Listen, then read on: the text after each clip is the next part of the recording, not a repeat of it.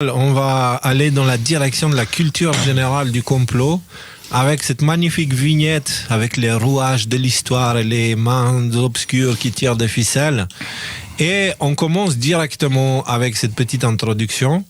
Dans cet épisode, on continue à explorer le passé pour essayer de mieux comprendre le présent. En le faisant, on comprend mieux pourquoi JFK parlait d'un complot ancien, monolithique et impitoyable qui œuvre dans l'obscurité.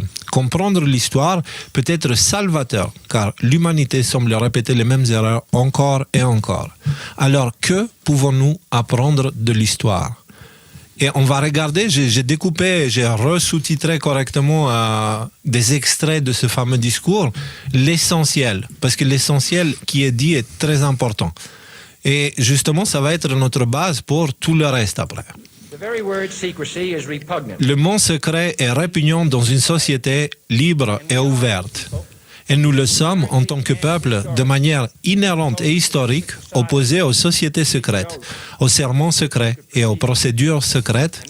Et aucun fonctionnaire de mon administration, qu'il soit de haut ou de bas rang, civil ou militaire, ne doit interpréter mes paroles ce soir comme une excuse pour censurer les informations, étouffer la dissidence, dissimuler nos erreurs ou de cacher des informations à la presse et au public, les faits qu'ils méritent de connaître.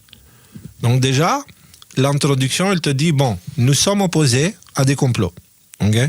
À des sociétés secrètes qui œuvrent dans l'obscurité, et tout ce que je vais dire ce soir ne doit aucunement être interprété et utilisé pour censurer et attaquer la dissidence, en fait. Et ces informations ne doivent pas être cachées, elles doivent être publiques. Donc déjà, le gars, il est conscient qu'il y a une force en face qui dépasse celle du pouvoir politique. Okay? Et qui contrôle l'information et tout ça. Et donc justement, on écoute ce qu'il a à dire. Car nous sommes opposés dans le monde entier à une conspiration monolithique et impitoyable qui repose essentiellement sur des méthodes secrètes pour élargir sa sphère d'influence, à l'infiltration plutôt que l'invasion, à la subversion plutôt que les élections, à l'intimidation au lieu du libre choix, aux guérillas de la nuit au lieu des armées du jour. Il s'agit d'un système qui a mobilisé de vastes ressources humaines et matérielles dans la construction d'une machine très soudée et très efficace qui combine des opérations militaires, diplomatiques, des opérations de renseignement, économiques, scientifiques et politiques. Ces préparatifs sont dissimulés et non publiés. Ces erreurs sont enterrées et ne sont pas médiatisées. Ces dissidents sont réduits au silence et non loués. D'accord ? Je veux dire, qu'est-ce qu'il y a à comprendre ici de compliqué, autre qu'il y a un complot, il y a un problème, et que c'est pas cool de ce qui se passe et que c'est pas nouveau aussi. Ok ? Et là, on est en 1962 ou 63, je me rappelle plus l'année de ce discours. Ouais, c'était pas juste avant qu'il soit assassiné. Juste avant qu'il soit assassiné. 62. Donc oui, il était, je sais pas, bref. Mais en tout cas, c'était un de ses derniers discours où il parle de tout ça. D'accord ? Et il explique les... 63 sa mort. Donc c'était en 63 alors. Donc il te dit qu'il y a un groupe qui fait tout pour élargir sa sphère d'influence en utilisant des opérations militaires, il a dit, économiques, politiques, religieuses, enfin il a tout mis dedans. De renseignement. Okay? Donc, rappelez-vous que jusqu'à présent, on a parlé de la CIA et de ce document de 1948, le NSC 10/2, qui donne le droit à la CIA d'entrer dans les pays et de mettre le dawa, comme diraient certains, tu vois, pour mettre leurs politiciens. Et là, il dit de subversion plutôt que des élections. Pensez printemps arabe, pensez libérer la Libye, libérer l'Irak, libérer l'Afghanistan et tout ça, ok ? Donc la Roumanie, encore il y a quelques semaines, quoi. Parfait exemple. Maintenant, on va commencer du coup pour essayer de comprendre toutes ces choses-là. Et on va commencer avec l'édit religieux prussien de 1788. Donc normalement, avoir vu les autres épisodes, ça aide un peu, mais ça devrait être assez clair comme ça aussi. La déclaration religieuse de 1788 est la déclaration prussienne du droit divin, tout comme la bulle papale de 1302 Unam Sanctam.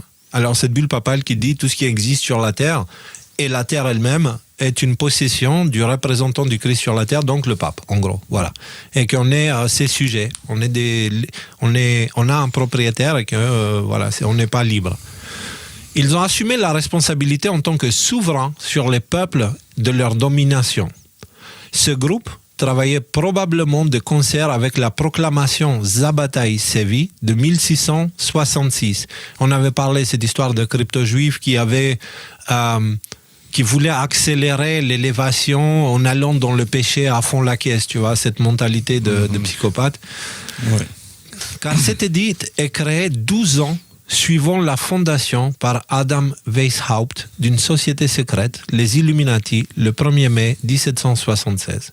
Donc dans l'ordre, il y a la déclaration de 1666, qui ensuite a posé les bases pour qu'on arrive avec les jésuites à d'autres choses, qui a posé les bases pour créer les Illuminati, tu vois, donc un mélange de différentes sociétés secrètes.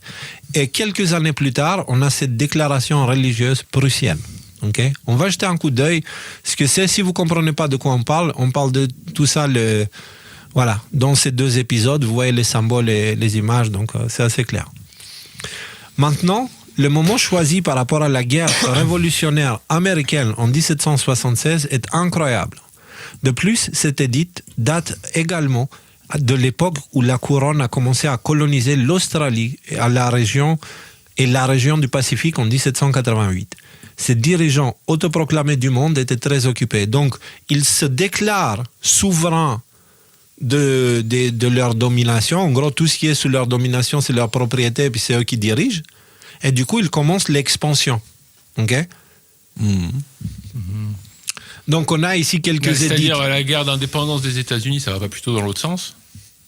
Non, c'est quand même une séparation de la couronne d'Angleterre plutôt qu'un rapprochement. Donc c'est quoi? C'est un échec justement, de leur part?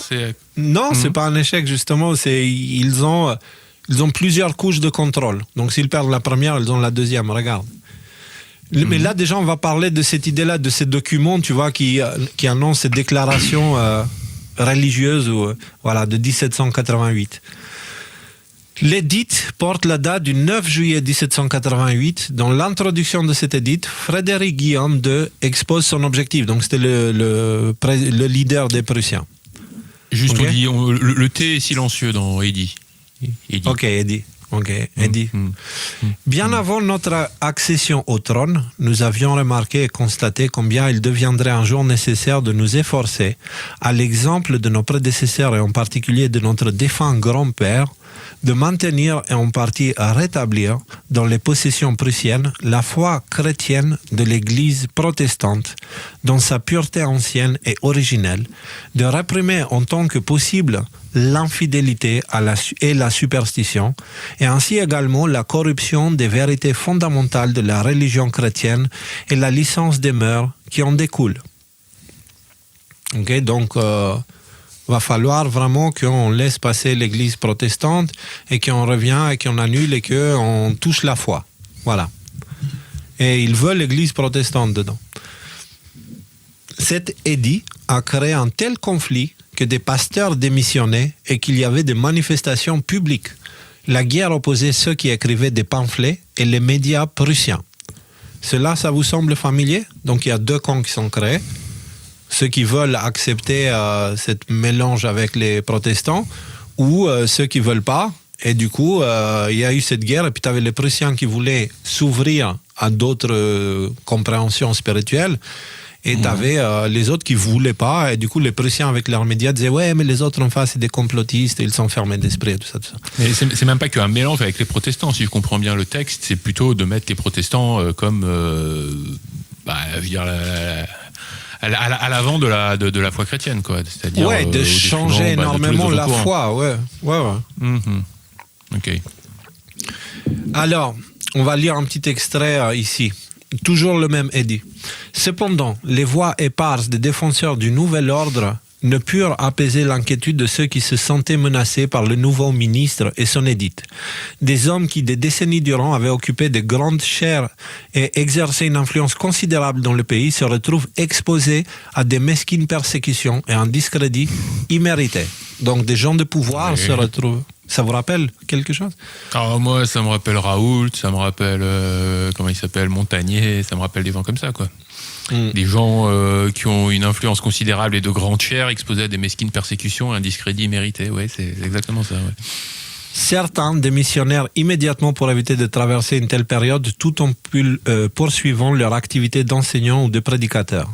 D'autres persistèrent courageusement et défendirent leurs convictions dans des protestations et des pamphlets, les complotistes de l'époque. Sur un plan plus élevé que la guerre des pamphlets, dont l'importance principale réside dans la révélation étonnante de l'audace et de l'absence de scrupules de la presse prussienne à la veille de la Révolution, se situe l'opposition... Bref, après on entre dans des détails, ça va nous prendre trop de temps. Mais vous avez compris l'idée, il y a maintenant une décision, on va changer la religion, on va intégrer le protestantisme, et en le faisant, du coup, ça change un petit peu le dogme, et du coup, ce nouveau dogme, on va le décider. Parce que c'est ça, en gros, ce qu'il dit. Hein. Il te dit pas, on va prendre la Bible, on va checker la Bible. Non, c'est le dogme protestant qu'on va se mettre à avaler. Et donc, cet édit vient d'une position de connaissance. Il savait exactement ce qu'il disait et les sujets n'allaient pas avoir voix au chapitre. Les sujets, les gens. C'était le moment précis où les enseignements de l'homme portaient la même autorité que la Bible, spécifiquement le Nouveau Testament. Donc, en gros, c'est à partir de là, il commençait à avoir des spécialistes de la foi.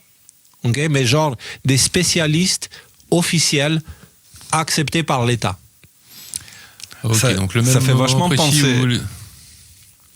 Ça fait vachement penser aux scribes qui réécrivaient, tu sais, le principe du Talmud, c'est le fait de expliquer comment il faut comprendre la Torah, quoi. Écoute, c'est à l'exemple ici. Rappelez-vous que les anciens pharisiens avaient enfermé l'Ancien Testament de la même manière. L'enseignement de Jésus était dangereux parce qu'il ne se plaçait pas sous l'autorité ou le joug d'un quelconque enseignant ouin. Ok? Vous comprenez maintenant aussi pourquoi je suis allergique par les spécialistes de la religion? Autant ceux qui sont proclamés de l'État, qui aujourd'hui s'habillent en perroquet multicouleur arc-en-ciel et ils s'identifient à des chaussettes trouées, tu vois, ou que ce soit les dogmatiques autoproclamés spécialistes, tu vois, et qui suivent des spécialistes et ils se considèrent spécialistes. Les dogmes et les religions ont toujours été utilisés pour manipuler. C'est pour ça qu'il y a des tiroirs religieux, parce qu'une fois qu'ils sont dans le tiroir, ils mettent un leader dans le tiroir qui prend l'autorité de tout le tiroir. Le tiroir musulman, le tiroir chrétien, le tiroir juif et tout ça. Et c'est exactement ce que tu as dit tout à l'heure, Nico. C'est ce qui s'est passé avec l'Ancien Testament et le Talmud, où on a mis des spécialistes qui étaient censés te diriger ta compréhension de ce que tu lisais en fait. Sauf qu'ils dirigeaient, ils avaient aucune sagesse pour aller dans ces sujets-là. Pas tous, pas tout, mais il y a quand même beaucoup de conneries dans le Talmud, tu vois. Et c'est exactement la même chose. Ouais. Ce qui était extrêmement dangereux, c'est que ça leur octroyait un pouvoir immense, puisque ça leur donnait une position d'autorité et de pouvoir gigantesque. Et pour de nombreux d'entre eux, ils s'en sont servis justement pour inscrire des enseignements qui maintenaient leur position et qui accroissaient justement, leur position de pouvoir. Voilà. Qui faisait accroître sur leur position de pouvoir à tel point qu'à un moment donné, le scribe qui écrivait ça, si jamais c'était en désaccord avec la parole de Dieu, il y avait dispute. Et même à la limite, on pouvait donner raison carrément au scribe plutôt qu'à la parole de Dieu. Bien sûr, oui. Et là, on fait pareil. Là, c'est la même chose en fait. On va dire, les sectes juives de l'époque, elles ont détourné le travail extraordinaire de Moïse. Et les scribes d'aujourd'hui ont détourné le travail du Christ, la parole du Christ. Et donc maintenant, si tu crois, tu dois croire selon la façon qu'on t'impose. D'accord? Donc, et aujourd'hui, si tu vas à l'église, en 2020, ils te disaient porte ton masque, mets ton masque, tu vas prendre ton vaccin et ferme ta gueule. Ça, c'est pas l'église du Christ, ça. C'est l'église de l'État, encore une fois. C'est l'église de la Big Pharma, c'est la CIA qui utilise les religions pour mener à bien des missions, comme le prouve le document de 1948 NSC 10/2.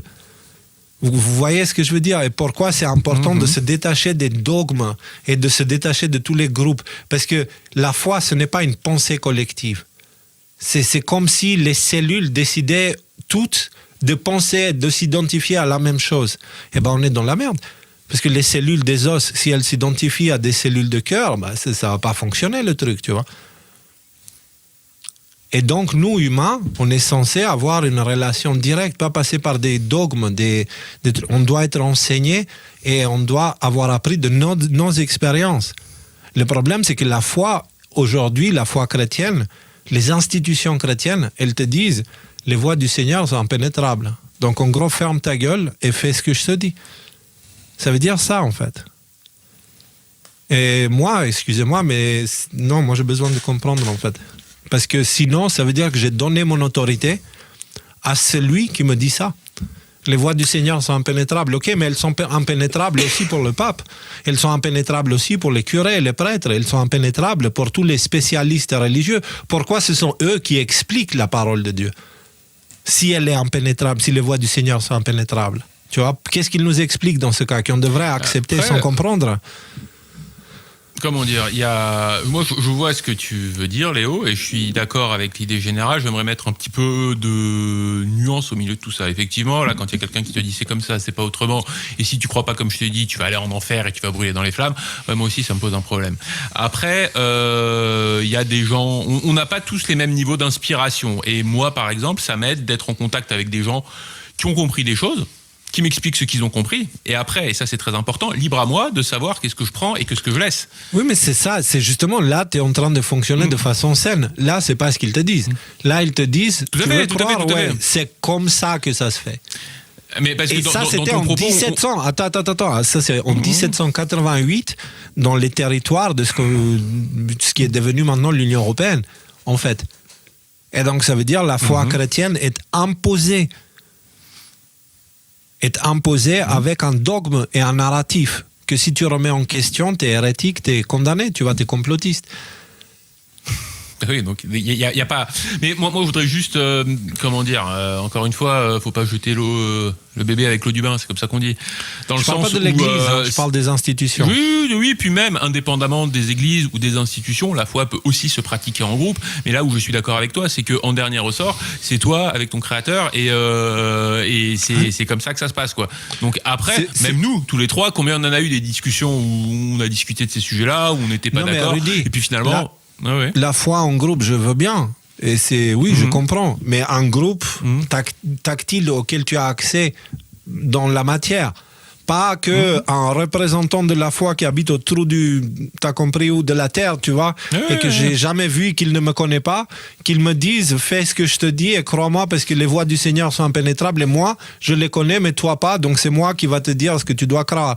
Tu vois, qui se pose en intermédiaire. Là où ça commence à me gêner, c'est à partir du moment où cette personne-là, lorsqu'elle t'a dit ça, te dit voilà, tu crois pas comme moi, dans ces cas-là, punition, sanction, excommunication, tu fais plus partie de la vie, tu fais plus partie de la société. Après, des gens convaincus, moi je trouve ça très bien. Nous-mêmes, toi-même, Léo, tu es convaincu parfois. Souvent, tu es convaincu. Après, les gens t'écoutent pas. Toujours, je suis convaincu. Et je me casse les doigts à chaque fois, mais c'est pas grave.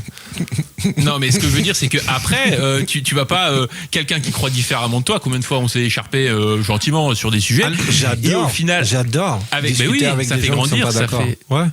On est d'accord. Voilà. Non, mais je voulais juste parce que hors de son contexte, si on prenait cet extrait, on pourrait te prendre pour. Donc voilà, je voulais juste préciser ça. Merci Rudy, pertinent et utile, c'est pour ça qu'on est trois pour équilibrer le truc en fait, tu vois. Sinon moi tout seul les gars, je vous ai dit, ça pique, ça brûle, voilà. Alors l'état profond devait soumettre l'enseignement du Christ à son autorité de la même manière, comme ils ont fait avec Moïse et les scribes de l'époque. La pensée libre en dehors du récit de l'establishment spirituel ne sera pas tolérée, en gros. Quelques extraits toujours du Édit. Le consistoire avait perdu son combat pour le véritable luthéranisme. Les confessions de foi des siècles précédents étaient désormais, en vertu de la loi, placées sur le même plan que les Écritures. Ou plutôt, elle les remplaçait, car c'était la Bible telle qu'elle était présentée dans ces confessions qui devait dorénavant être enseignée. J'ai une Bible de l'époque, les gars, j'ai une Bible de 1760. 18 ou un truc comme ça, et une autre de 1812. Et à l'intro, il y a, enfin au début de la Bible, il te dit le roi décide que c'est ça l'enseignement, machin, la foi c'est ça, selon les spécialistes de la foi qui ont écrit que mon cul sur la commode, tu vois. C'est écrit, cette Bible-là, elle est validée par les spécialistes de la foi, c'est écrit dans la Bible, dans les deux. Ah mais ce que je veux dire, c'est que moi je tombe pas de ma chaise dans le sens où c'est exactement la même situation dans laquelle on est en ce moment. Même sur des trucs qui sont quand même invraisemblables. Ah non, tu peux décider si t'es un garçon ou si c'est une fille en fonction de comment tu te sens le matin. Ouais, non, ça me choque ce que tu me dis parce que ça va à l'encontre de millénaires d'évolution, ça va à l'encontre de nos instincts les plus profonds. Mais c'est marqué dans la loi. Et si tu n'es pas d'accord avec ça et que tu t'exprimes publiquement par rapport à ça, genre si t'es quelqu'un d'important, quoi, pas comme nous, bah tu peux avoir des sanctions judiciaires, pénales, tu peux être amené à payer des amendes, tu peux même aller en tôle pour ça, quoi. Donc c'est exactement la situation dans laquelle on est en ce moment sur tout un tu veux voir une autre situation dans laquelle on est aussi en ce moment? Regarde, déjà à l'époque, il faisait pareil que maintenant.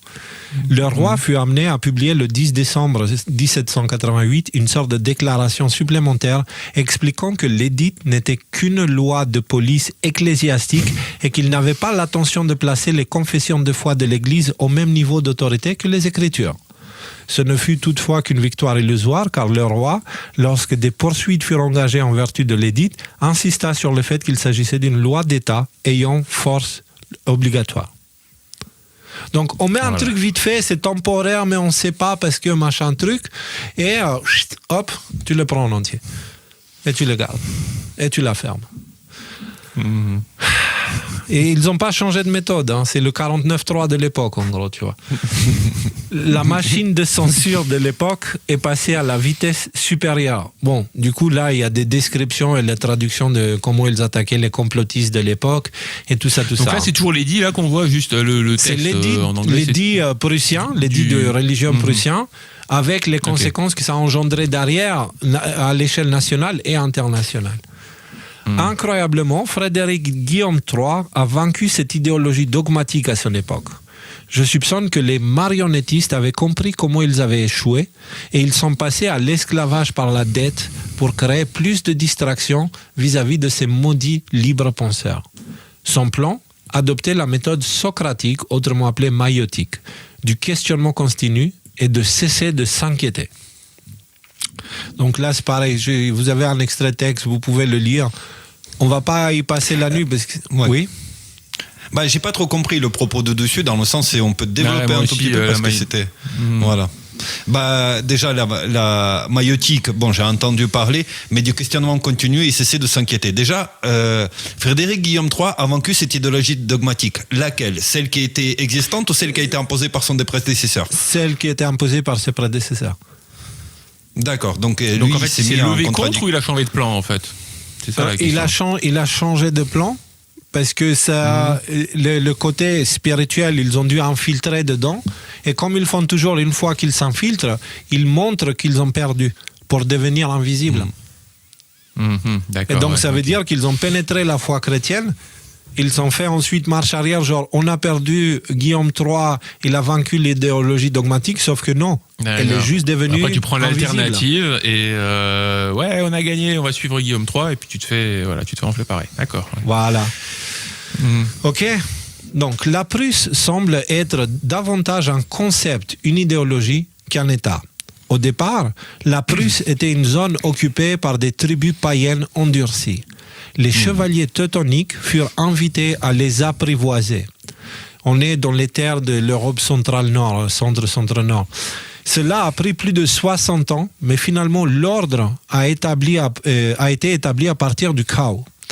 Les Hohenzollern, qui étaient les premiers grands Prussiens, les dirigeants, n'ont pas régné sur la Prusse immédiatement, mais ils ont réussi à survivre et se maintenir en bonne place dans les rangs de l'Empire de Charlemagne pendant le Saint-Empire romain.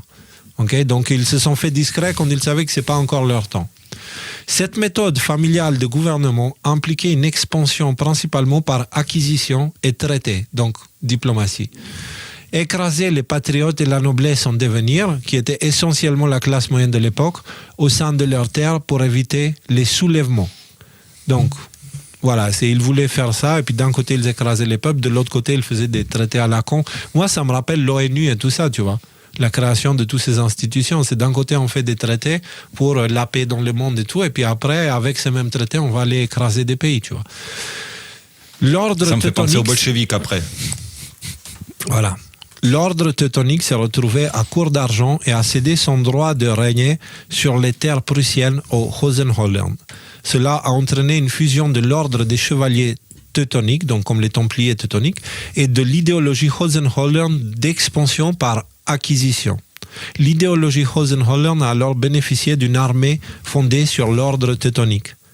Donc ça veut dire que la secte obscure, c'est un mélange d'ordre teutonique et de pratiques prussiennes. C'est un mélange des deux, c'est le pire des deux en fait. Avec une armée spirituelle qui avait accès à des connaissances spirituelles extraordinaires dont personne n'avait accès à l'époque, seul le pape. Les Templiers devaient échanger uniquement avec le pape à l'époque quand ils ont été créés, tu vois. Et ça, c'est depuis qu'ils sont allés à Jérusalem. Là-bas, ils ont trouvé des choses. Donc, moi, je vais le dire, croyez ce que vous voulez, c'est pas grave. Moi, je vais vous dire, l'ordre teutonique, ce sont des magiciens noirs. Ils ont eu accès à des connaissances profondes. Ils ont commencé à manipuler, etc., etc. Ils ont fait partenariat avec les Hohenzollern, question finance et tout ça. Et cette idéologie, cette bête est née de cette façon-là. On est la création du Premier Reich, en fait, tu vois. C'est le Premier Reich, là. Historiquement, on en est où, là? On est vachement avant, 1788 et tout ça. Non, là, on est vers les ans 1000, 1100, par là. C'est ça, d'accord. Et du coup, moi, la question que je me pose, c'est où est-ce qu'ils ont trouvé tout ce pognon-là? Parce qu'il en fallait de l'argent, quand même, pour arriver à s'imposer par la classe. Justement, ils ont gardé leur noblesse. Ils ont gardé les Hohenzollern, ils ont gardé leur noblesse et ils n'ont pas allé au-delà, ils n'ont pas mordu la main qui les nourrissait. Au contraire, ils l'ont utilisé à fond. Ils ont été discrets, gentils, jusqu'à ce que leur temps soit venu. Tu vois, comme les Rothschild. Okay, tu vois. Les Rothschild, c'est une famille qui est bien plus ancienne, mais c'est au moment où ils deviennent les Rothschild que tout leur impact change complètement dans le futur. Okay. Il y a aussi un autre aspect. Je pense que l'Église catholique était extrêmement intéressée par le fait d'avoir une force dite catholique au milieu des terres qui étaient slaves et qui avaient tendance à être proche du pouvoir de Moscou qui était orthodoxe, et donc créer une espèce de... C'est comme l'histoire du Kosovo un peu. Tu vois, c'est exactement ça. Aussi, tu peux dire. Hein. Voilà, aussi de l'Ukraine. C'est créer de créer un État militariste extrêmement agressif, etc., au milieu des terres qui sont idéologiquement opposées à toi, etc. Et regarde aujourd'hui comment fonctionnaient les États-Unis et la Banque centrale, parce que la méthode c'est la même: imprimer les billets, balancer des sous là-dedans, balancer les armes, etc., pour créer un problème permanent au centre d'un territoire qui n'était pas acquis, quoi. Voilà. Ok. Alors, c'est pour ça qu'ils procédaient par les traités, parce qu'ils avaient accès à énormément d'argent. C'est clair que ça aide, mais l'ordre teutonique, ils n'avaient pas que de l'argent. En fait, ils avaient déjà accès à l'ordre de Salomon à l'époque, en fait. C'est-à-dire, ils avaient compris l'importance de l'autorité humaine et la capacité. Tu sais, ils ont compris en peu de mots, comme ça tout le monde comprend. Vous voyez cette histoire du secret, le secret? Genre ce documentaire qui te dit qu'en fait tes pensées projettent ta réalité. Ok? Ça, c'est pas des conneries, c'est une vraie chose. Tu vois, c'est une vraie chose. Le tout, c'est comprendre les mécanismes, parce que ce n'est pas le cerveau qui dirige ça, c'est le cœur qui dirige ça.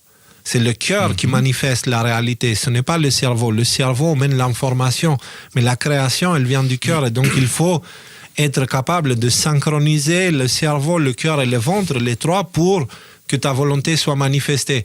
Quand tu ne le fais pas consciemment, ça se fait subconsciemment. Okay? C'est-à-dire tes croyances subconscientes se manifestent. Et eux, ils ont compris que si tu as accès au subconscient des gens, tu vas pouvoir multiplier ta force de générer la réalité par le nombre de personnes qui croient en toi. Tu sais, la création des égrégores et tout ça. Et donc, ça veut dire entrer dans le subconscient des gens pour contrôler leur subconscient, pour qu'ils servent leur rêve à eux. tu vois. C'est extrêmement sophistiqué comme méthode quand même. Parce que nous, on le comprend à peine, Bah non, ça. c'est Moi, ça fait 5 mais non, minutes, hein, c'est pas si exactement sophistiqué ça. que ça. La manipulation mentale d'aujourd'hui par les médias, c'est quoi? Mais c'est bien ce que Ils je te dis. mentent aux Mais gens. c'est bien ce que je te dis. Ah, pardon, excuse. C'est bien ce que je te dis. Mais- C'est extrêmement sophistiqué dans le sens où moi, comme ça fait quelques années que j'ai pris conscience de ça, que j'ai pris conscience de l'importance du narratif. Pourquoi est-ce que tout le monde est en train de se battre avec leur narratif? Et eux, il y a plus de 1000 ans, ils étaient déjà en train de faire ça. Dans ce sens-là, c'est extrêmement sophistiqué. Parce que, en fait, ces connaissances sont restées complètement obscures ou alors moquées comme de la superstition pendant des siècles et des siècles. Et maintenant, depuis une quinzaine, une vingtaine d'années, on a une espèce de résurgence un peu prise au sérieux de ces phénomènes-là. Et c'est dans ce sens-là que je trouve ça sophistiqué. Mais oui, je suis complètement d'accord, 100% d'accord, c'est exactement ce qu'on voit se manifester aujourd'hui dans nos sociétés modernes. Bah, tu vois, il y a un exemple basique de ça, et ça se pratique en guerre depuis très très longtemps. Tu sais, ils envoient les avions et ils font parachuter des petits des prospectus. Des prospectus. Genre qui disent qui sont écrits dans la langue d'origine de celui qui est censé la recevoir. Il y a marqué genre vous êtes encerclés, vous avez aucune chance, si vous vous rendez, on va bien vous traiter, et tout ça. Mais c'est exactement ça. C'est de créer une perception chez l'autre. Bien sûr.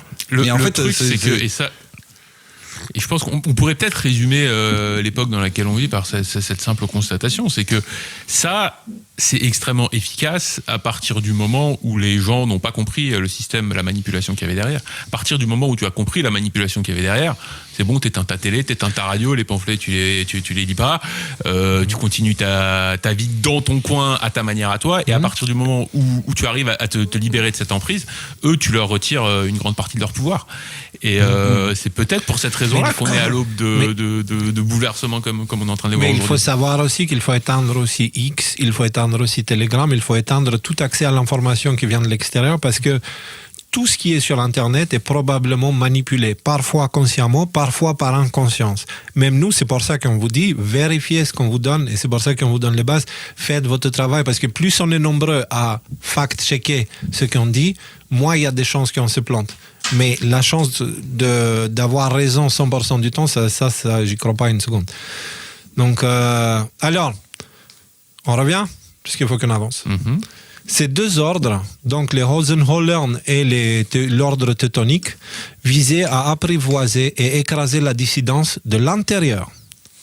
C'est un nouveau concept, c'est-à-dire jusqu'à l'époque, tu avais un pays qui était en combat avec un autre pays ou une idéologie avec une autre idéologie. Là, c'était les leaders qui étaient en guerre contre leur population. La guerre, elle était dans la CIA l'autre de sens. l'époque. Tu vois, elle était une guerre C'était déjà une guerre de verticale. 5e génération, en fait, quoi. Exactement. Ouais. Mais ça vient pas de nulle part. Tu sais, ils ont eu accès, les Teutoniques et les Templiers, ils ont eu accès à des documents. Ouais, pas que des documents, hein, tu sais, des choses qui leur donnent un vrai pouvoir super chelou. Je veux pas entrer dans les détails, mais le jour où vous le verrez, et vous le verrez, vous allez halluciner.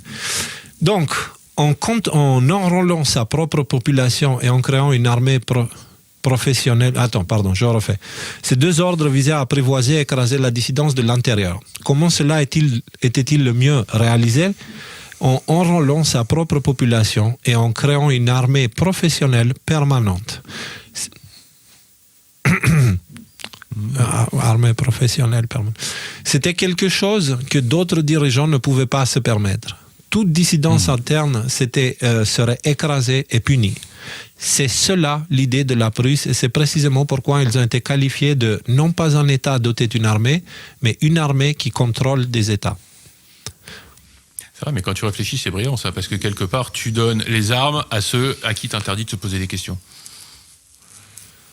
Ouais, c'est ça. T'es dans l'armée, tu respectes les ordres. Je veux dire, tes petits états d'âme personnels, tu les gardes pour toi et tu ferais bien de vraiment pas du tout les exprimer. Et on te donne des kalachnikovs, des bazookas, des épées, des baïonnettes en fonction des époques, quoi. Donc, et à ce titre-là, je pense que ce qui se fait en Suisse est pas si mal, en fait, ce qui se fait en Suisse. Le fait que chaque citoyen suisse est amené à devoir... La Suisse est une île dans le chaos. C'est pas pour rien qu'ils sont tous ici. Même karmiquement, c'est un endroit qui n'est pas chargé du tout de la même façon que les pays autour. Par contre, l'avenir de la Suisse est aussi incertain que tous les autres, donc selon les endroits.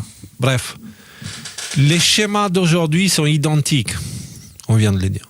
L'utilisation de la propagande a créé une population qui s'incline devant l'ennemi invisible qui les a servis. En effet, beaucoup souhaitaient être davantage gouvernés et se moquent de quiconque suggère qu'un ennemi invisible existe même. À l'époque déjà, aujourd'hui encore. L'évolution de la Prusse n'aurait jamais porté sur l'Allemagne elle-même, mais sur la construction d'une base solide à partir de laquelle il pouvait dominer le monde.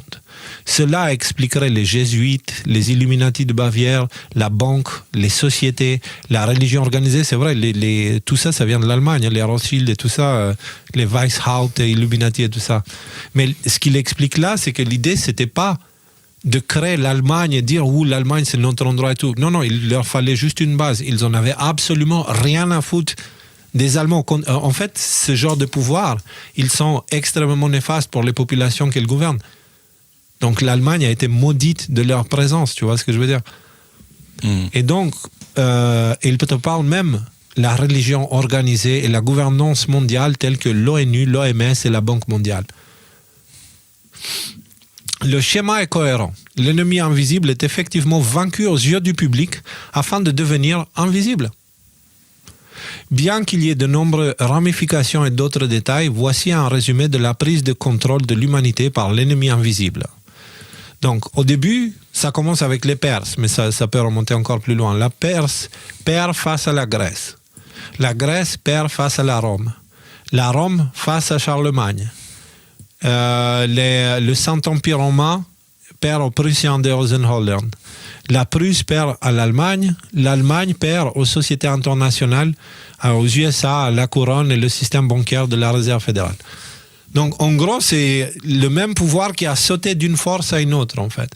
Et à chaque fois, elle faisait croire qu'elle a perdu, mais en réalité, non. Elle utilisait les civilisations comme des corps. Tu sais, comme des marchepieds, en fait, non, mais comme des corps physiques, comme si c'était un esprit qui venait s'intégrer dans les corps de civilisation. Voilà, et après, ça perdait pour que les gens aient l'impression qu'ils ont vaincu cette peste. Mais en fait, non, c'est juste, ça donnait... Rappelez-vous, on a appris au dernier épisode, c'est la peur, l'avidité et les révolutions. C'est les trois... Et la rébellion, ouais. Et la rébellion, pardon. Parce que là, dans ta petite énumération, il manque toute la partie russe, mais en fait, la partie russe est quelque part intégrée au système mondial. Là, tu veux dire ? Derrière. Ouais, ici, là, la Prusse passe à l'Allemagne. Après, pendant la Russe, elle a une autre histoire. La Russe n'a pas eu les teutoniques et tout ça chez eux. Je peux apporter... Si. Il y a eu un changement de dynastie. Oui. Non, mais même avant, quand il y a eu le changement de dynastie de Rurikide au Romanov, qui venait de Rome, ça veut dire ça, c'est-à-dire que c'était à un moment donné famille liée au catholicisme, on avait discuté avec toi, interdit les anciens croyants, les avait persécutés alors que c'était des chrétiens pour installer exactement ce que tu expliquais au-dessus, une religion contrôlée par l'État. Ouais. Sauf que à un moment donné, il y avait des différences internes, etc. C'est un système relativement fragile, et puis c'est un territoire immense, la Russie, qui connaît plein de révoltes, donc c'est un peu particulier. Un peu particulier. C'était difficile d'asseoir un poids. Mais là, on essaie de suivre la trace de ceux qui tirent les ficelles qui sont à l'Occident actuellement, tu vois. Mais il me semble, et dites-moi que le but de la mise en place d'un gouvernement mondial semblait être quand même, dès la racine, dès la germe de ce projet-là, en fait, il était là. Le but, c'était de passer d'un État à un truc plus grand, un truc plus blanc, de rallier des trucs, tout ça, de passer quelque part, quand il y a une défaite militaire, on a les gagnants qui soumettent les gens autour. Mais non, justement, ça, c'est si on le pense avec notre point de vue, parce que du coup, on dirait la France a vaincu l'Italie, du coup, l'Italie devient la France. Alors que là, ce qu'il t'explique, c'est que les Prussiens, c'est pas un pays, c'est pas une nation, faut le voir comme une nation, il faut le voir comme une nation de traîtres, en fait, contre l'humanité. Et c'est une nation qui en a rien à foutre des frontières, des États, des pays, des gens, tu vois. Ils en ont absolument rien à foutre. Donc pour eux, vaincre, ça se manifeste pas forcément sur la carte. Ça se manifeste sur la culture du pays. Exactement, c'est ça. Quand on te dit, parce que tu me dis, la France a vaincu l'Italie, pour reprendre ton exemple. Certes, l'Italie n'est pas devenue française, mais on a, d'ailleurs, c'est même pas la France qui a vaincu l'Italie. Derrière, on a l'espèce de colon américain qui vient imposer sa culture sur toute l'Europe. Et là, on vient de sortir de 70, 80 années de culture américaine à fond, quoi. Et quelque part, on n'en a même pas conscience. Ouais. Exactement. Et comment on est arrivé à ça? C'est justement là, on parle de ça. L'exemple le plus récent, regardez la défaite de l'Allemagne par les États-Unis dans les années 1940. Regardez la folie de la décision d'Hitler de faire la guerre. Donc là, c'est un document qui est de l'époque, qui décrit un petit peu la situation de l'époque. Pour Hitler, déclarer la guerre à l'Amérique allait s'avérer la plus grosse erreur politique de la guerre. Une bévue véritablement fatale. D'un simple trait de plume, il avait considérablement diminué les chances de survie de l'Allemagne nazie. Le Führer devait désormais faire face à 3 adversaires majeurs, l'Amérique, la Grande-Bretagne et la Russie, dont le réservoir combiné de main-d'œuvre et la capacité de production de guerre totale dépassaient de très loin ceux de l'Allemagne nazie. À un moment, l'Allemagne avait déjà perdu le quart de ses troupes et des milliers de chars et d'avions sur le front russe. Donc, ce qu'il te dit là, c'est en gros, avec le recul, tu peux te dire l'objectif de Hitler, ça n'a jamais été de faire la guerre. De gagner la guerre. Enfin, de gagner la guerre. Ça a été de faire la guerre. Cette déclaration de guerre dont on parle, est-ce que c'est bien cette note là qu'il a envoyée au Mexique pour dire aux Mexicains, genre, si vous faites, c'est de ça dont on parle. Qui a attiré après les États-Unis dedans, ouais. Donc juste parce que genre c'était dans un épisode précédent pour dire aux Mexicains, bon, si vous faites la guerre aux États-Unis, on vous soutient et on va venir vous aider, quoi. Du coup, déclaration de guerre indirecte aux États-Unis. Et d'ailleurs, on dit, tu vois, l'idéologie nazie, Hitler, etc., racisme et tout, mais il était allié d'un côté avec les Japonais, de l'autre côté avec les Mexicains, de l'autre côté avec les musulmans, et c'est idéologique. En fait, c'était plus des frères d'idéologie, plus que d'idéologie raciale, etc. C'est ça. C'était... Avec quand même, et là, peut-être que je suis hors sujet, auquel cas n'hésitez pas, on n'aborde pas le sujet, mais cette espèce de fascination pour l'extermination des Juifs, c'est-à-dire quelque part des représentants d'une proximité avec le divin, en fait. Donc, mais il y a ça, mais il y a ça, mais c'est pas que les Juifs qui avaient cette proximité-là, en fait. Si tu vois, à l'époque, ils ont attaqué les Fromacs, ils ont attaqué plus ou moins toutes les religions. Pour moi, c'était la vengeance des crypto-juifs qui ont été excommuniés. Et qu'à partir du moment où ils ont été excommuniés, eux-mêmes s'identifiaient comme des juifs, mais c'était des juifs antisémites. Et quand tu réfléchis à ça, ça décrit au mot près ce qu'un humain pense de Theodor Herzl, celui qui est à l'origine de l'idée d'Israël comme État, tu vois. Le mec, c'est un juif, mais il est extrêmement antisémite. C'est parce qu'il fait partie des crypto-juifs. Cette idéologie, elle a réussi à traverser le temps, si tu veux. Et donc, Hitler, s'il était antisémite, c'est probablement parce que lui-même, il avait cette mentalité-là. Et son objectif, c'était de rendre invisible le pouvoir, le complexe militaro-industriel qui aurait été créé à cause de cette guerre. Parce que l'objectif de la guerre, c'est de créer l'armement, pour créer la super-armée, tu vois. Et c'est exactement ce qui s'est passé. Et à la fin, est-ce que c'était de l'antisémitisme ou c'était juste un prétexte, en fait? On va se servir, on va les prendre comme cible pour justifier qu'on crée cette règle-là. Ils ont éliminé l'écrasante majorité du peuple juif qui portait les enseignements de Moïse sans la pollution annexe, tu vois. Et ils ont gardé les autres, d'autres. Donc, si tu veux, et ça, c'est les crypto-juifs. Ils étaient profondément antisémites. Donc, c'était des personnes qui s'identifiaient à des juifs qui étaient profondément antisémites, tu vois. Et ça rappelle ceux qui sont derrière la création d'Israël, tu vois. Donc, il semble, avec le temps, si on pense à ce que Hitler a fait, il semble que les États-Unis aient été victorieux. Mais l'infiltration requise avait eu lieu des décennies plus tôt. En réalité, l'ennemi imprimait déjà l'argent des Américains avec la réserve fédérale. C'était avant la guerre. L'ennemi invisible avait planifié cela bien avant. Le peuple de la nation victorieuse a célébré et est devenu volontairement conforme à son état sans se rendre compte qu'il donnait du pouvoir à l'ennemi invisible qui venait de l'infiltrer et le détruirait à un moment donné dans le futur. L'ennemi invisible, c'est le complot dont parle JFK. est celui que Eisenhower avait dénoncé Eisenhower. avant de quitter le pouvoir. Et il parle du complexe militaro-industriel construit comme conséquence à la Deuxième Guerre mondiale. Vous et là, comprenez comment tout s'imbrique maintenant en fait, Mais attends, on reboucle avec le tout premier épisode. Pas seulement. Parce que le tout premier épisode qui parlait des barons voleurs, ces barons voleurs qui finançaient justement les deux camps, notamment Hitler et compagnie. Attends, justement, on a l'épisode 3 où on parle de l'histoire des Kennedy. Et on a aussi les révélations 7 où on parle de la nature du complot et les forces à l'œuvre, complexe militaro-industriel et tout ça.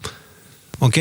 Parce que les barons voleurs, ça parle de avant que ça devienne complexe militaro-industriel, quand c'était complexe financier industriel. Et donc, si vous regardez ces vidéos, tout maintenant trouve son sens. Ce même schéma, tiens, j'en parle. Ce même schéma s'est produit lors de la guerre d'indépendance en 1776 où la couronne semblait avoir été vaincue. Les citoyens pensaient en termes de nation, mais les Prussiens sont une armée sans nation. La main invisible reviendrait peu de temps après la bataille de Waterloo, déguisée en Banque d'Angleterre et en Rothschild, les plaçant en esclavage par la dette. Vous comprenez ? Et est-ce que ça boucle avec cette histoire, tu sais, comme quoi les États-Unis de Washington DC, c'était cette corporation, etc.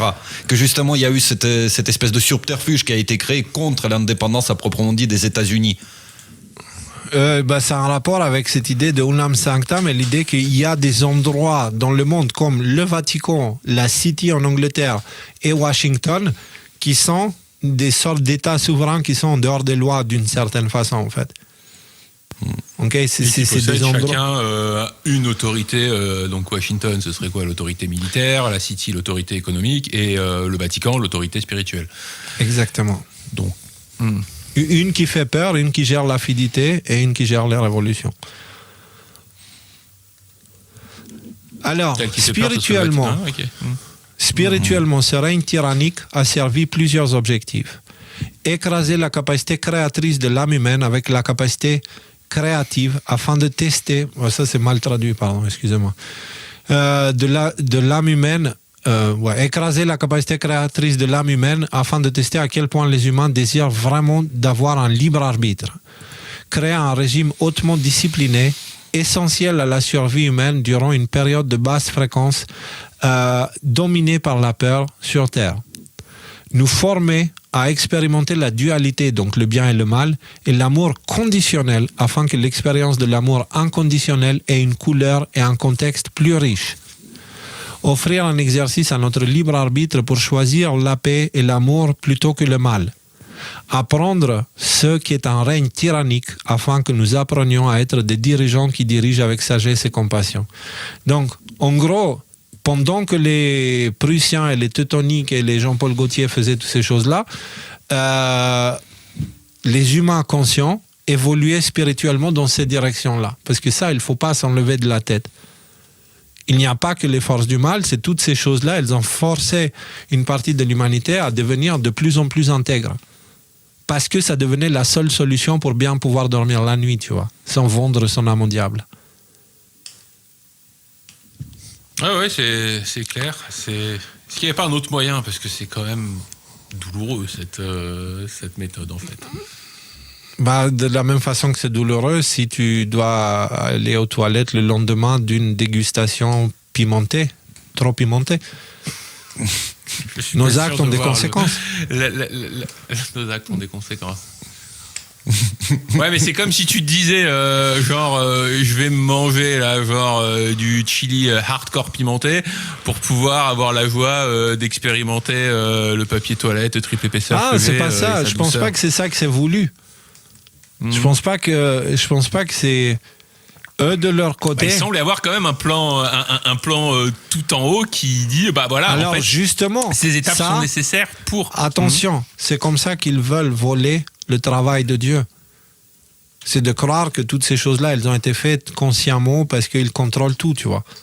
En réalité, non, pour moi, c'est consciemment parce que c'est le plan de Dieu, en fait. C'est lui qui nous fait passer par ça pour notre évolution. Oui, mais non, attention, parce que là, c'est un terrain très glissant, parce que ça voudrait dire que c'est Dieu qui est à l'origine des crimes contre les enfants et tout ça, et que ça serait le plan de Dieu, les crimes des enfants. Ça, c'est pas une façon saine, c'est comme ça que eux le voient. Eux voient exactement ça, c'est-à-dire, c'est le but justifie les moyens. Ok? L'objectif justifie les moyens. Okay. Et donc, du coup, ça veut dire crime contre les enfants, si c'est pour la bonne cause, allons-y, on le fait, tu vois. Non, ça, c'est là, pas... C'est plutôt dans le sens, en fait, dans la structure de l'univers, parce que... non, on a déjà parlé, Rudy, de ça. On a déjà parlé, excuse-moi, je te coupe. C'est la voie du Seigneur, la voie de l'être humain tel qu'on devrait être, c'est une voie relativement étroite, où nous avons un libre arbitre de quoi on sème, de ce qu'on sème. Mais on n'a pas le libre arbitre sur ce qu'on va récolter. On va récolter ce qu'on a semé. Et donc, pour ne pas semer des merdes, il faut être discipliné, respecter les lois naturelles. Mais si tu ne le fais pas, ça génère des conséquences. Et le problème de l'humain, c'est qu'il ne veut pas assumer les conséquences. Donc, ce qu'il fait, c'est qu'il les donne à la génération d'après. Et la génération d'après, et la génération d'après. Et en fait, à force de ne pas avoir assumé les conséquences, les conséquences de nos actes sont devenues tellement gigantesques qu'aujourd'hui, elles sont à l'origine de crimes contre les enfants, de guerres, etc. Ce n'est pas Dieu qui fait ça, ce sont des conséquences de nos actions. Pardon, oui. C'est pas mon propos. Et je suis d'accord avec ce que tu dis. Il y a quand même un aspect très positif au milieu de tout ça. C'est que plutôt que de nous conduire à un chaos définitif, c'est comme si l'éloignement... C'est une force de rappel, comme un élastique. L'éloignement de la voie a des conséquences qui t'obligent à retourner sur la voie. Donc et voilà, là, l'humanité s'est égarée. Pourquoi l'humanité va glorifier Dieu à la fin et pas l'Antichrist et les autres. Il va glorifier Dieu parce qu'à ce moment-là, il va comprendre que la création, elle est parfaite et que l'injustice ne peut pas exister longtemps sur la terre. Et longtemps, pour et nous, même, ça peut être longtemps, mais à l'échelle de... Comment Quand bien même elle existe longtemps, elle va disparaître, elle est amenée à disparaître parce que ça a l'air d'être marqué dans la matrice de la réalité, quoi. Et à ce titre-là, tu regardes ça et tu te dis, c'est bien foutu quand même. Demande à tous les dictateurs et aux manipulateurs la quantité d'énergie qu'ils doivent dépenser pour maintenir une population sous contrôle. Et c'est-à-dire que quand c'est sous un contrôle conscient du genre on te met des mitraillettes à chaque coin de rue pour que tu dérives pas du chemin. Mais même ça, un jour... Mais ce que je veux dire, c'est que ça demande beaucoup d'énergie. Ce qui demande le moins d'énergie, c'est justement ce qu'ils ont fait, qu'on s'enferme nous-mêmes dans notre propre prison, qu'on aille faire la queue pour se faire vacciner et tout ça, quoi. Et c'est très instable parce que le jour où le dictateur demande à l'enfant de tuer son parent parce qu'il n'était pas d'accord avec le dictateur, là, ça se passe pas super bien, si tu veux. C'est ce que je veux dire par là, c'est que à un moment donné, les pouvoirs de quelqu'un qui brise le libre arbitre sont limités par la conséquence de ses actes. Il finit par se faire dévorer dans ses propres mensonges, dans ses propres illusions, et dans sa propre méchanceté, tu vois. C'est pour ça qu'ils deviennent parano. Tous les dictateurs, tous les politiciens corrompus, ils deviennent full parano. C'est parce qu'à la fin, le diable, il est à l'intérieur d'eux et ils ne peuvent pas le fuir, tu vois. Et ils vont devoir... Enfin, c'est pour ça qu'on va glorifier Dieu. C'est pour ça que moi, je vous dis, la guerre est déjà gagnée depuis le début. C'est parce que les lois naturelles feront que cette chose-là ne va pas aller au bout. Bien sûr, peut-être que l'humanité, là, est en train de tomber à un nouveau piège. Peut-être pas. Peut-être que... c'est pas conscient tout ça, peut-être que c'est des forces spirituelles, mais dans tous les cas, à la fin, les lois naturelles font que l'humanité ne fait que chercher qu'une chose, c'est plus jamais ça. Et le truc, c'est pour qu'on arrive à ce stade-là, il y a encore des choses qui se produisent. Et c'est ça qui explique aussi pourquoi les prophètes à l'époque, ils te disaient, Dieu va intervenir, mais d'abord, il faut qu'il y ait ça qui se passe, il y a ça qui se passe, il y a ça qui se passe. En gros, ce qu'il te dit, c'est que la causalité qu'on a lancée, elle va inévitablement amener à une correction de tout ça. Mais cette correction, selon la distance parcourue vers la perdition, elle va être plus ou moins conséquente. Mais ils te disent qu'il y a des éléments clés qui déclenchent. Par exemple, si tu commences à construire des maisons à une hauteur inférieure à celle de la mer et que tu habites pas loin de la mer, eh ben en fait, tu prends un grand risque. Est-ce que le jour du Seigneur, les maisons se retrouvent sous la mer? Tu vois ce que je veux dire? Ouais. Eh ben, les mêmes choses à l'échelle politique, etc. Ils te disent qu'il y a des choses qu'il faut qu'il se passe. Et donc là, actuellement, l'humanité a construit Babylone bien en dessous du niveau de la mer, on va dire.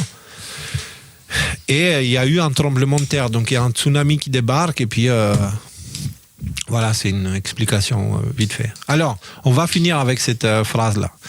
Une fois que nous réalisons la présence de cette vieille garde, elle doit être mise de côté.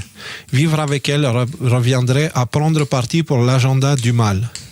Conscient, nous ne pouvons pas vivre avec le mal une fois qu'il est manifesté dans notre conscience. C'est pourquoi il est raisonnable de suggérer que le véritable péché que commettent les humains est l'inconscience. L'inconscience. Oui. C'est-à-dire, le problème, c'est pas... Il y a un truc qui clacote là, dans le son, excusez-moi, il y a un truc qui clacote. C'est Nico qui doit appuyer un stylo ou une connerie comme ça, c'est ça? Je joue avec un truc, ouais. Okay. Mets les mains dans la poche, Nico, c'est bien. J'ai pas de poche. Oh là là. Ok, donc, excuse-moi là, donc le véritable péché, c'est l'inconscience. Parce qu'une fois que tu deviens conscient, bah tu peux plus faire avec en fait. Tu deviens inévitablement complotiste et tu commences à pousser dans l'autre sens. Ouais, mais l'inconscience, t'es inconscient que t'es inconscient en fait. Donc est-ce qu'il y a une responsabilité? Non, c'est ce que j'ai dit, c'est l'inconscience. Aujourd'hui, oui. Parce qu'aujourd'hui, si tu es inconscient, c'est par choix. L'information circule. Et c'est pour ça que c'est maintenant... 5 ou 10 ans, c'était pas le cas, quoi. Non. Et c'est pour ça que maintenant, c'est le moment où on fait le choix. Qu'il y a les anges, il y a les éléments qui se préparent à juger l'humanité, tu vois, mais qui sont gardés tant que l'humanité fasse le choix.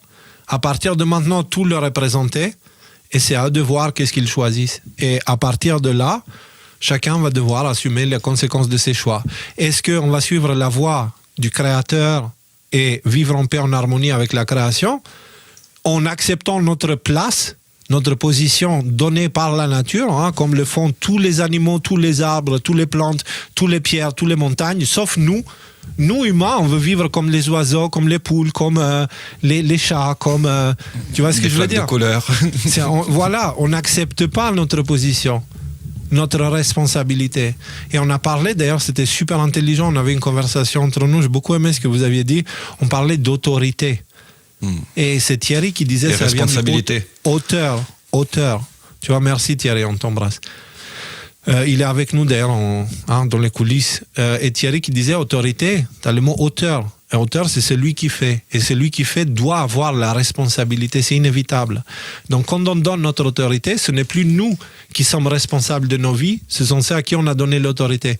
Le problème, c'est que ceux à qui on a donné l'autorité, ils en ont rien à foutre de nos gueules. Et du coup, on galère comme des chiens, on finit comme des esclaves, tu vois. C'est pour ça que c'est mieux de reprendre l'autorité. Parce qu'on a un peu plus d'amour pour nous-mêmes que l'État a pour nous. Oui? Ouais. Rudy. Vas-y, Rudy. Moi, ce que je voulais dire, c'est que là, la comparaison que tu faisais, là, que l'homme, c'est le seul qui accepte pas sa place, mais l'homme est aussi le seul qui a la capacité de faire ce que les poules et les cailloux et les montagnes n'ont pas forcément la capacité de faire. La capacité d'avoir un impact réel sur son environnement. Et ça, si on se met d'un point de vue spirituel, c'est un cadeau qui nous a été donné par Dieu. D'avoir un libre arbitre. Donc, il faut qu'on s'en serve. D'avoir un libre arbitre. C'est le libre arbitre qui fait qu'on peut décider de ne pas se comporter comme des humains. C'est à la fois une bénédiction et une malédiction. Enfin, c'est pas une malédiction, mais c'est un poids très lourd à porter. C'est donner un bazooka à un chimpanzé, tu vois, armé. Mais qu'est-ce qu'on en fait de ce pouvoir de création? Le libre arbitre sans l'éducation. Le libre arbitre, notre pouvoir de création et notre pouvoir de création et toute notre force réelle, sans l'éducation derrière, devient une arme beaucoup plus dangereuse que toutes les armes du monde qui ont existé. Hein? Faut pas oublier que Hitler, un jour, il était enfant. Hein? Il est sorti d'un ventre, tu vois.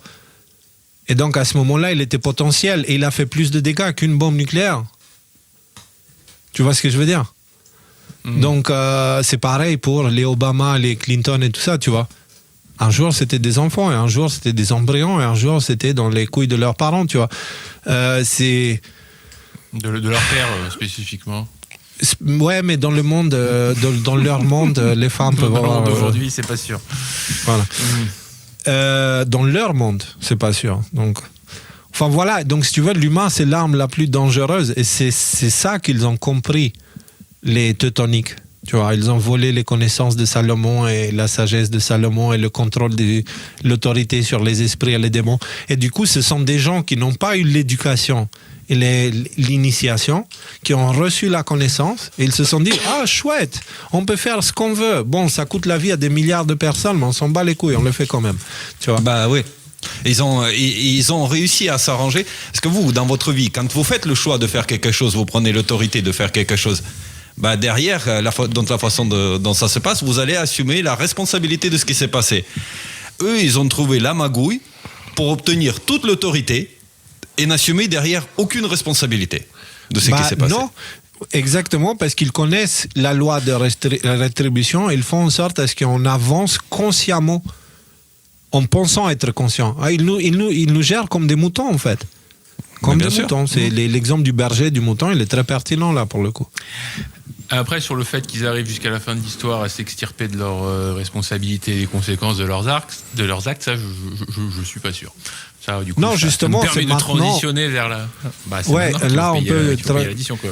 Voilà, et maintenant, c'est le moment où il va y avoir une addition qui sera payée, ça c'est clair. Et justement, on en parle maintenant, qu'on parle d'actualité, parce que vous allez voir, ça pique.